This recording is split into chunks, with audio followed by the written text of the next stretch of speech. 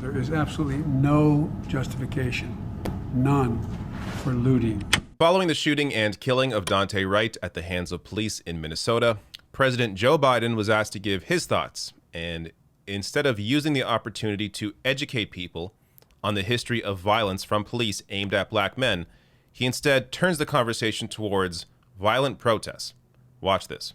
I haven't called Daunte Wright's family, but our prayers are with their family. It's really a tragic thing that happened. But I think we got to wait and see what the investigation shows, and the entire investigation. You all watched, I assume as I did, the film, which is fairly, the body cam, which is fairly graphic. The question is, was it an accident? Was it intentional? That remains to be determined by a full-blown investigation. But in the meantime, I want to make it clear again, there is absolutely no justification, none, for looting, no justification for violence. Peaceful protest, understandable. This is who Joe Biden has been his entire career. Somebody who is so concerned about what conservatives are saying. He has the opportunity here to actually use his platform, use his power, to educate people on what is going on why people are angry, on why these protests keep happening. They keep happening because nothing is done. Over and over and over again, you're seeing unarmed black men being killed by police and nothing is changing. That's why these protests often escalate into violence, because people are pissed off. Nothing is changing. If you actually care about stopping violent protests, then you should get to the root of the issue, which is solving police violence. But this is not only bad rhetoric. Joe Biden, of course, also does not have an actual policy platform that would change the approach to policing. So first, let me show you just some data here that Joe Biden could have brought up to discuss and educate people on. This is from mappingpoliceviolence.org. I'll link to this below the video so you can go through all this yourself. But here it says black people are most likely to be killed by police, 3 times more likely to be killed by police than white people, 1.3 times more likely to be unarmed compared to white people. Police killing black people at higher rates than white people in 47 of the 50 largest cities. Chicago police killed black people at 22 times the rate of white people per population from 2013 to 2020. Some more here. This stat's crazy. 7 of the 100 largest city police departments kill black men at higher rates than the U.S. murder rate. Joe Biden could have brought any of this stuff up. This last one here, there's no accountability. 98.3% of killings by police from 2013 to 2020 have not resulted in officers being charged with a crime. This is why these protests keep happening. People are pissed off. Nothing is changing. But again, Joe Biden is so concerned about what the conservatives or Republicans are saying.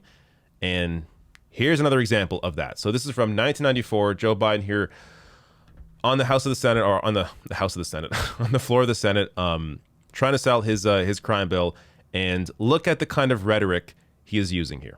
But because the Republican Party historically had been against Social Security, it was an easy hit. It was a cheap shot. And it had some resonance out there. Just like when I first got in politics, even though I come from this background and ran on a law and order platform, I remember the liberals used to say, Biden is, quote, an iconoclast. That was what my newspaper called me, an iconoclast. Because how can he really be a progressive and want to lock these people up? I'm sure my friend from California gets hit with that all. How can you be a progressive and be so tough on crime? Well, I wasn't wedded to the notion. Every time Richard Nixon, when I was running in 1972, would say law and order, the Democratic mantra, the response was law and order with justice, whatever that meant. And I'd say lock the SOBs up.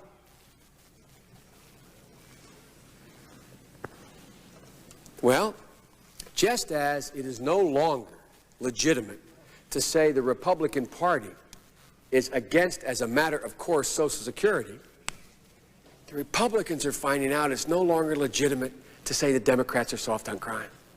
Because guess what? What has every major crime bill that's gotten this far been? A Democratic crime bill. A Democratic crime bill. That's the secret. A Democratic crime bill. A Democratic president wants 100,000 cops.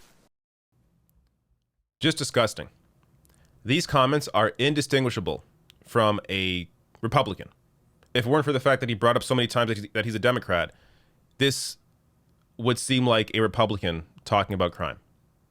There is no difference here between a far right-winger and Joe Biden. And this shows you he has been so concerned his entire career with what conservatives are saying. Now, he has slightly changed on this issue, but not to the point that actually gets to the root cause of police violence. So, first up on the crime bill, he is saying that it's a mistake now. So after, decades of being criticized, finally admitting the crime bill was a mistake, still defends parts of it. I mean, there are aspects of the crime bill, like the Violence Against Women Act or the assault weapons ban, which were fine, but did not need to be folded into a crime bill. But the reason they were folded into that was to get the support of more progressive lawmakers like Bernie Sanders. So the crime bill ultimately, clearly, the part that Joe Biden was trying to sell people on in the 90s, not just a mistake, but the leading cause of mass incarceration. And he really has not changed his approach in the sense that he's still so concerned, overly concerned with what conservatives are saying, as opposed to being a politician and looking at the root cause of issues and trying to solve problems and help people. But that has never been Joe Biden's focus. Just more on the crime bill here. If you ask some criminal justice reform activists, the 94 crime law passed by Congress and signed by Bill Clinton, which was meant to reverse decades of rising crime, was one of the key contributors to mass incarceration in the 90s. They say it led to more prison sentences, more prison cells, and more aggressive policing, especially hurting Black and brown Americans who are disproportionately likely to be incarcerated. And Joe Biden's approach has not really changed, as he is still for putting more money into policing. So he's against defund the police. There's issues with the slogan and the popularity or lack thereof of that slogan. But ultimately, if you want to solve the root cause of these issues, you put more money into housing the homeless, more money into mental health, move cops away from calls dealing with mental health, homelessness, domestic violence, get specialists in those areas to respond to these situations who know how to deal and de-escalate these situations. Because cops often are put into positions where they really have no idea what to do because they respond to so many different calls. So oftentimes they do what they are trained to do, become violent, escalate a situation. So the only way to really change that is not just through training. Training is not going to solve the problem. It's defunding the police, moving their power away, taking resources away, putting into other areas, limiting their power in these cities, ensuring they are not viewed or used as an occupying force. That is the problem here. Putting more money into policing is not going to solve anything, and I don't even need to address this. I mean, there's been study after study showing that the diversity of officers does not matter at all when it comes to how they act in a situation, because they ultimately view their role as a police officer above anything else. So understanding here that the only way to change this is to move power away, move resources away from the cops, put it into other areas. It doesn't mean you're getting rid of the entire police. It means they need just a limited focus in society. Now, ultimately, because I'm very objective, I understand that this is not popular. The slogan defund the police is not popular. Fewer than 1 in 5 support it. So that's why you need people with a platform, politicians, to educate people on what that means. Now, I was kind of surprised. This is a bit of a non sequitur here, but Canadians actually support this. 51% support the idea of defunding the police.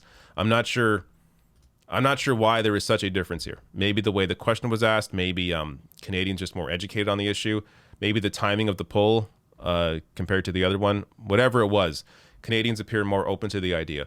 But again, if you have a platform, if you're a politician, and you see that people don't support an issue that they would benefit from, it is your job to educate people on why that is a good idea. Once again, Joe Biden, instead of doing that, capitulates to conservative talking points as he's done his entire career.